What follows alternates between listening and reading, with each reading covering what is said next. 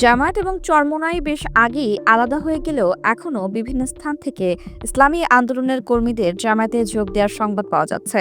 সম্প্রতি নেত্রকোনার মোহনগঞ্জ উপজেলা ইসলামী আন্দোলন বাংলাদেশের উপজেলা সেক্রেটারি হাফেজ জোনায়েদ আহমেদ সহ শতাধিক নেতাকর্মী বাংলাদেশ জামায়াত ইসলামীতে যোগদান করেছেন।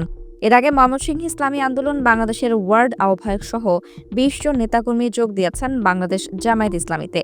সাম্প্রতিক সময়ে এরকমভাবেই একের পর এক তৃণমূল পর্যায়ের গুরুত্বপূর্ণ নেতারা ইসলামী আন্দোলন ত্যাগ করে জামাতে যোগ দিচ্ছেন।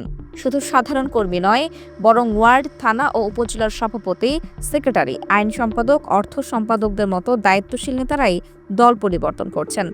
ঢাকা মহানগরীর ৭২ নম্বর ওয়ার্ড ইসলামী আন্দোলনের সভাপতি গাজী নাসির উদ্দিন সহ কাজী আক্তার হোসেন ও কাজী খালিদ হোসেন মোট ১০ জন নেতাকর্মী জামায়াতে যোগদান রাজধানীর রাজনীতিতেই আলোচনার ঝড় তুলেছে। গাজীপুর ৫ আসনের পুবাইল থানা সেক্রেটারি মোহাম্মদ লাল মিয়ার দলত্যাগ শিল্পাঞ্চল ভিত্তিক সাংগঠনিক শক্তিতে বড় আঘাত হিসেবে দেখা হচ্ছে।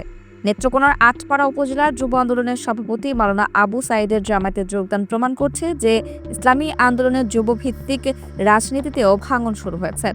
লালমনিরহাটের ৫ গ্রামের সাবেক আইন বিষয়ক সম্পাদক এইশাদ আল হাবিবের যোগদান আবার আইন ও প্রশাসনিক কাঠামোর উপর ইসলামী আন্দোলনের নিয়ন্ত্রণ দুর্বল হয়ে পড়ার ইঙ্গিত দিচ্ছে। একই ধারা দেখা যাচ্ছে কিশোরগঞ্জের হোসেনপুরে, যেখানে ইসলামী ছাত্র আন্দোলনের উপজেলা অর্থ সম্পাদক পদত্যাগ করে জামায়াতের যুব বিভাগের সহযোগী সদস্য হিসেবে যোগ দিয়েছেন। চর লরেন্স ওয়ার্ডের সাবেক সভাপতি যোগ দিয়েছেন জামাতে। এই ধারাবাহিক ঘটনাগুলো বুঝিয়ে দিচ্ছে যে ইসলামী আন্দোলনের ভেতরকার নেতৃত্ব পর্যায়ে এক ধরনের হতাশা ও আস্থাহীনতা তৈরি হয়েছে।